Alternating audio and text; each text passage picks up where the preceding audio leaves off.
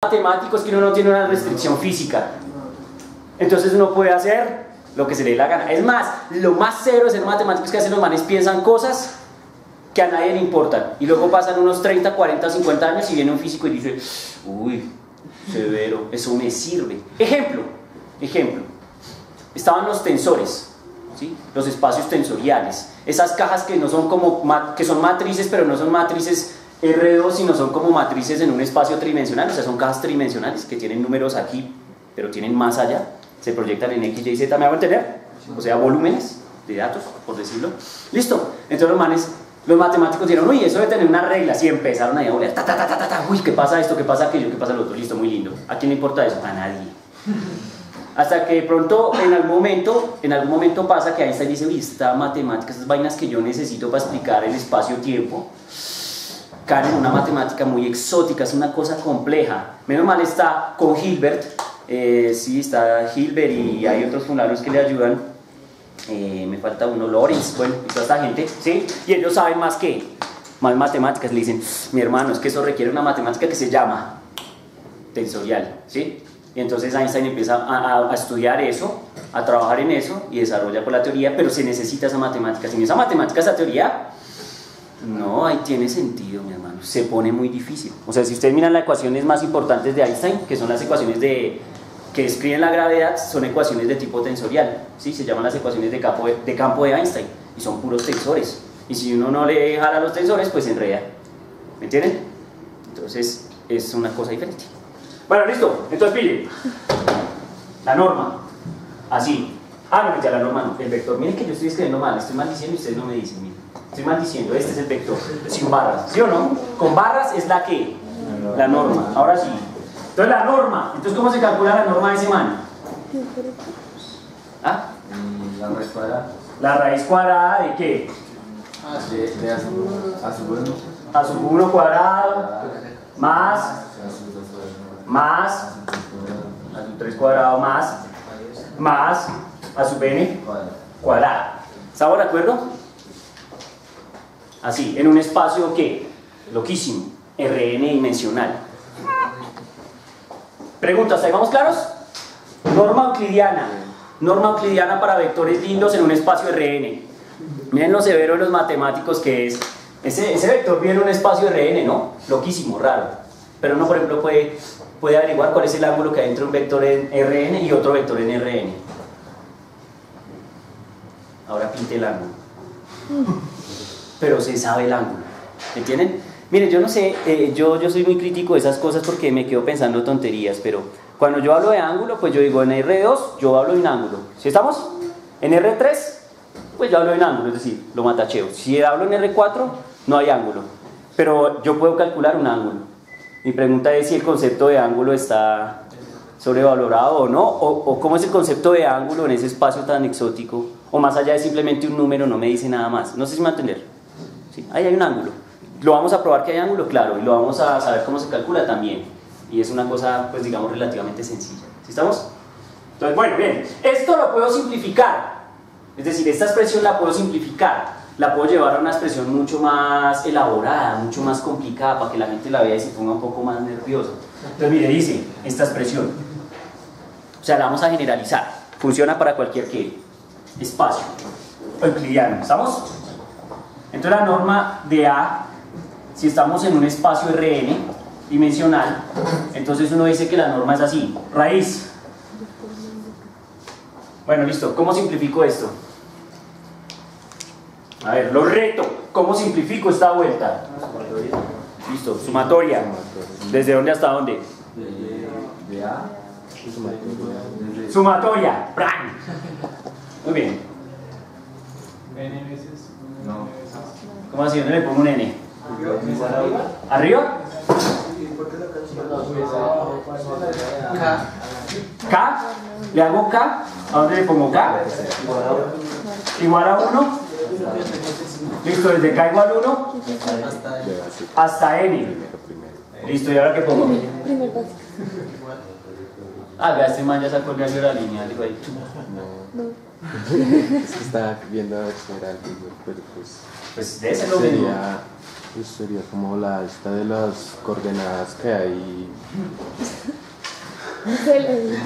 Acá está X. A sub K a la A sub K cuadrado. Acá está como esta. ¿Estamos? La sumatoria desde K igual 1 hasta N de los A sub K al cuadrado. ¿Estamos de acuerdo? Compañeros, o ya me fui solo, mi hermano. Ah, ya se volvió loco, ahora sí, en serio. Listo, miren, eso es. Vale. Esa es la regla generalizada de la norma euclidiana. ¿Sí estamos? Mírenla, así va. ¿Cómo se calcula la norma en un espacio de Hilbert? De manera muy similar. ¿Sí estamos? De manera muy similar. ¿Profe, para dar un ejemplo de eso? No. No. No. Pero, oiga, yo tengo un documento, de pronto lo traigo, un documento que me rayé hace como unos 5 años, de cómo se define un espacio de Hilbert, cómo se calculan las normas, las distancias, en fin, y ahí se los de y hago así. Ahí les dejo. Y miren a ver qué pasa. ¿Sí? Si me recuerdas, lo traigo para que lo revisen. ¿Listo? Muy bien. Pregunto, ¿hasta ahí vamos claros o no? ¿Sí? Muy bien. Miren, yo no sé si realmente cuando uno tiene que enseñarle a la gente le deba decir todo esto, pero yo ya he escogido un estilo y digo que sí debo decirles que todo esto. Y particularmente creo que más que a cualquiera a ustedes les debo decir esto. ¿Sí estamos? Esto que acabo de hacer. Listo, se calcula así, se hace así, pero que usted tenga en mente que puede hacerse que otras cosas, que aparecen otro tipo de técnicas e ideas que quiero que tengan por ahí presentes. ¿Sí estamos? No sabemos en qué momento les pueda llegar a ser útil esto que acabamos de hacer. Muy bien, entonces esa es la manera de calcular la norma. Listo, entonces ejercicio. Primer ejercicio. Lo reto. A ver, lo reto. ¿Listo? Tienen unos 3 minuticos. Los reto a que demuestren, no lo voy a escribir, los reto a que demuestren que la norma de un vector en un espacio R3 se calcula como raíz cuadrada de AX cuadrado más AY cuadrado más AZ cuadrado. ¿Qué? Los reto a que demuestren que la norma de un vector en un espacio R3 se calcula como A sub raíz de A sub X cuadrado más A sub Y cuadrado más A sub Z cuadrado. ¿Listo? Los reto, demuestren que eso es cierto.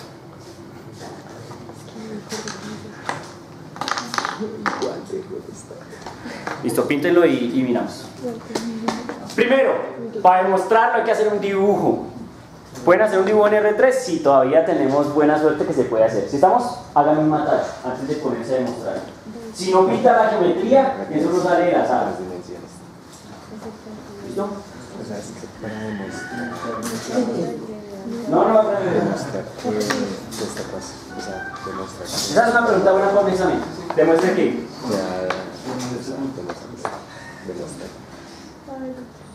Hágase un matacho. Recuerden, ¿se acuerdan cómo se hace un dibujito en R3, no? ¿Sí? Yo creo que aquí ya se han hecho unos. Sin embargo, les recuerdo, de pronto si alguien no recuerda, que toca representar los ejes así, ¿no? Digamos, este es el fulano Z, este es el fulano Y y este es el fulano ¿qué? X. Listo, ahí tienen la esquina del salón. Y entonces, Z, yucas y X. ¿Podría ser de otra forma? Sí, pero dijeron que así se ve lindo, entonces así lo dejamos. ¿Estamos? Es decir, el X podría ser el otro y el Y este y no sé. Son nombres nomás. ¿Listo? Listo, ya. Y pintan un vector ahí. O sea, garantizan la existencia de un vector en su espacio R3. Miren, les presento a este man. Y muy originalmente se va a llamar B. Pues para cambiarle la idea ahí de que se llaman A siempre. ¿Listo? Entonces llama B. Evidentemente, si es un espacio cartesiano, pues tiene que tener componentes que. ¿Listo? Entonces demuestren que esa vuelta es así. Es un reto tranquilo, sencillo. Para que no hagan actos de fe. No quiero fe aquí. No quiero fe en la física, no quiero nada de eso. Uy, pille, lo está pintando.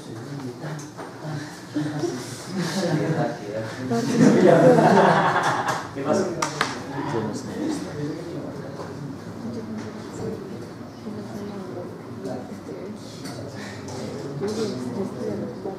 ¿En qué? Gastronomía. No, en X.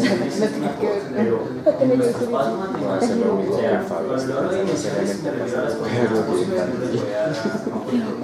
un espacio de 3 coordenadas X y Z. Pero si ya es un vector de 4, son 4 coordenadas. No, no.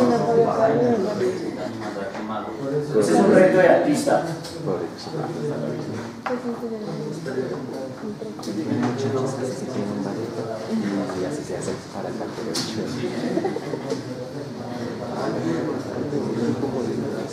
Eso es lo que estoy diciendo. No tengo idea, no se tiene idea. Sí, es una limitante. O sea, es una limitante para la física, espacialmente, pero no para matemáticos. Para matemáticos eso no es una limitante. De hecho, eso es irrelevante. Listo. Bueno, hagámonos ese matacho y demostremos que eso es cierto. Un minuto para ganar y buena suerte. ¿Cierto? O sea, esta es la afirmación. No, sin números, no demuestra. Oh, quietos. Que me encanta enseñarle a licenciados en física. Esto sí es una utopía mental, psicológica. Ojo. Miren algo importante. Demostrar y comprobar no es lo mismo. Les voy a poner un ejemplo sencillo. Miren este ejemplo sencillo, para que digan, maldita sea. Ahora sí, miren este ejemplo sencillo. Se sabe que la suma de dos números primos mayores que 2 siempre da par. Ejemplo. 3 más 5. Amén, queridos hermanos. 8. 13 más 17. ¿Cuánto? 30, queridos hermanos. Par. ¿Están de acuerdo? Otros primos, yo no me sé más primos. Otro primo, a ver. ¿23 es primo? Listo, entonces 23 más 17, ¿para que me quede breve? ¿Cuánto es eso? ¿Cuánto? 40, listo. Es par. Listo. He comprobado que la suma de números primos mayores que 2 da par. ¿Aló? ¿Estamos o no? He comprobado. Pero entonces a los matemáticos les botan el reto de demuestre que eso es cierto. Y entonces ahora entienden. Si ustedes demuestran que eso es cierto, se ganan la medalla Phil. ¿Sí estamos o no? Y se ganan $1.000.000. ¿Aló? Entonces pillan que no es lo mismo comprobar que demostrar. Entonces cuando usted me dice, profe, le meto números, digo, joder, entonces no está demostrando, ¿está qué? Comprobando. No quiero que comprueben nada, quiero que demuestren que es cierto.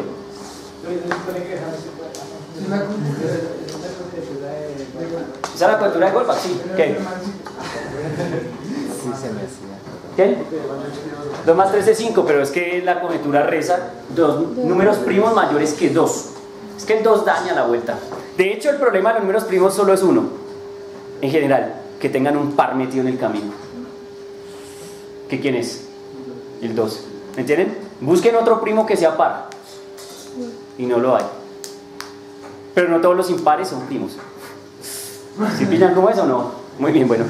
Ese es el problema de los primos. Recuerden, la cobertura. ¿Todos han leído la cobertura de Goldbach? ¿Aló? ¿Sí? Lean de la cobertura de Goldbach. Y si estoy inspirado en el segundo corte, los pongo a leer un libro sobre la teoría de la cobertura de Goldbach. Pero no es un libro de esos de texto para cortarse las venas, ¿no? No. Es una historia, un cuento que gira en torno a la cobertura de Goldbach. ¿Se parece a la habitación de Fermat un poco? Sí, se parece a la habitación de Fermat un poco. ¿Listo? ¿No les gustó la habitación de Fermat? Vea, este man está aquí. No más habitación de Fermat. ¿Listo? ¿Quién demostró? No. ¿Quién demostró? Pero es que igual para demostrarlo necesitamos la Entonces, ¿cuáles son las razones? o sea, no me quedo. Sí. Las normas, digamos que llega. No me acuerdo cómo se llama. Porque no estoy claro lo que ponía eso antes,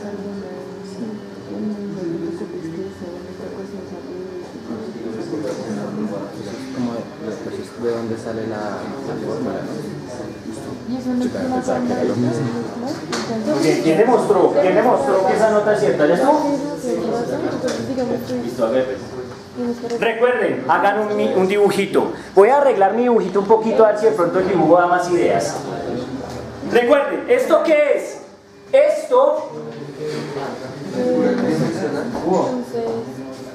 acaba la afirmación. Acaba la afirmación. Entonces acá siempre Bueno. una de operación. Esto es como un pedazo de escoba saliendo de la esquina del salón. ¿Estamos de acuerdo? Y cuando un pedazo de escoba sale de la esquina del salón, proyecta sombras. ¿Sombras dónde? En el piso. Sombra en esta pared. Sombra en aquella pared. ¿Sí estamos? Y bajo el juego de las sombras es que uno puede definir lo que es la norma. Porque si ustedes recuerdan, lo primero que dijo el man es: oiga, es que para definir la norma de un vector en un espacio euclidiano se necesitan las componentes rectangulares, que no son otra cosa que ¿qué?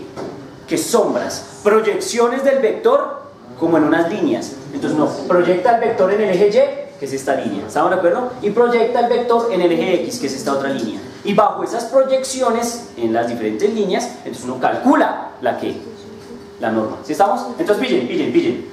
Entonces este vector proyecta en el piso, ¿están de acuerdo o no? Vean, no es el vector proyectó en el piso, pero ese vector proyecta acá. ¿Sí estamos? Pero como es una pared acá, entonces ese man proyecta acá y proyecta ¿dónde? Acá. ¿Lo ven? Denle nombres a esta vaina. ¿Cómo se llama esta línea?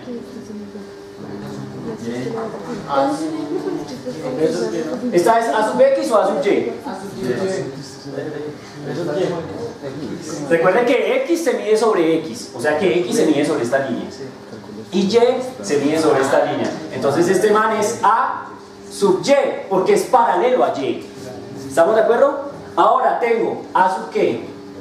Este es A sub X, que es este mismo man A sub X. Si estamos generalmente, pues uno está acostumbrado a que estén pegadas ¿a quién? Al origen. Si estamos, y esta es A sub ¿qué? A sub Z. Listo, señores, no necesito más. Demuestren que lo que estamos diciendo es cierto. Miren, ya les hice el dibujo. Listo, papito, ¿ya vio? No.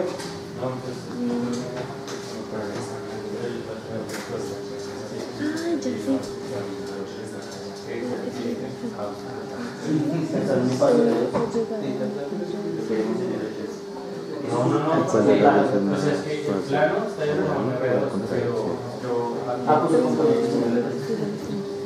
Y pues pone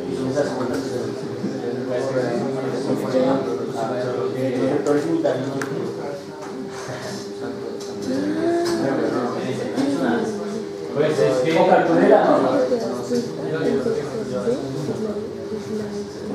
Recuerden, se suman manzanas con manzanas y peras con peras. Ese es el secreto. ¿Qué, listo? Sí, profe. Dime. Sería que el vector B es la hipotenusa de X y Y. El vector B es la hipotenusa O de sea, X la a Y. sombra. De AX a Y. No. ¿No? B no es la hipotenusa de AX a Y. No. Pues la... Pero sí hay algo que es la hipotenusa de AX a Y, pero no es el vector en sí. Mira el dibujo y verás. No me puedes decir que es el vector en sí. No el vector, pero la sombra que problema. ¿La qué? La sombra que... Ah, sí, la sombra del vector sí es una hipotenusa de AX a Y. Sí, es que tú me hablas y yo te respondo. ¿La sombra del vector en el piso es la hipotenusa de AX a Y? Sí, amén. Sí, estoy de acuerdo. Me vendes ese producto. Listo. Entonces, pura geometría de 500 pesos. ¿Qué pasó?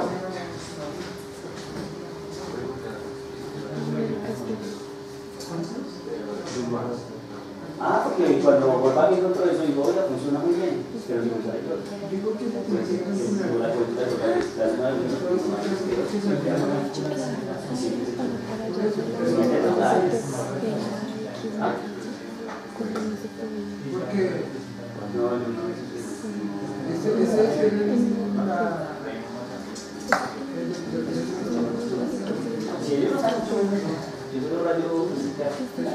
Y leo sobre esas acá viene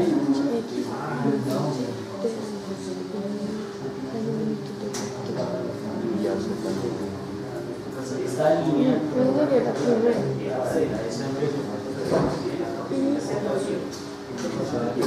Sabemos que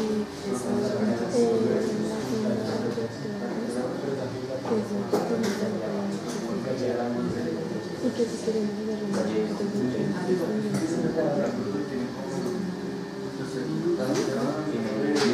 estoy muy bien. No, no me dice. Profe, Decímelo todo. no sé si está por el tiempo. Sí.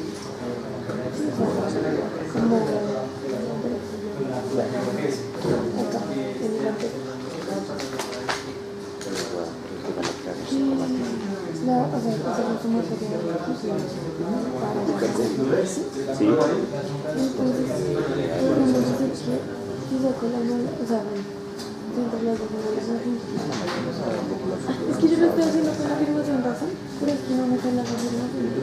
Ah, no, pero no necesitas ir a ese rigor. Solo necesitas hacer un proceso algebraico sencillo y probar que te da. O sea, no necesitas como... Bien, me gusta tu pregunta. No, cuando yo encuentro una pregunta chévere la generalizo. Recuerden, obviamente para un matemático que está así en possessed, ¿cierto? Entonces uno encuentra, por ejemplo, que para demostrar algo se necesitan ¿qué? Métodos. ¿Estamos o no? Métodos. Entonces hay varios métodos para demostrar. Reducción al absurdo, método geométrico, método directo. Entonces uno dice, ¿cuál es la hipótesis? ¿Cuál es la tesis? Y esos manes se enloquecen y demuestran, ¿cierto? Y hay otro método que es como, es que se me olvida, ese es generalmente para series. Entonces, se me olvida el nombre siempre. Entonces uno tiene una serie, entonces uno prueba uno comprueba que se cumple para 1 y 2, entonces asume que se cumple para n y demuestra para n más 1. Pero es que no me acuerdo cómo se llama el método. Entonces, bueno, disculpa, no me acuerdo el nombre, pero ese es otro método. ¿Sí estamos? ¡Listo! Claro, pero en física y en este tipo de cosas generalmente uno puede usar el método más sencillo del mundo, que se llama método ¿qué? Directo, ¿cierto? Claro, obviamente aquí como decir, bueno, ¿y cuál es la hipótesis? ¿Cuál es la tesis? Creo en mi criterio que es complejizar el problema, y de hecho por eso los matemáticos dicen que los físicos sean ¿qué? Garra, los manes de... ¡Pah! No hay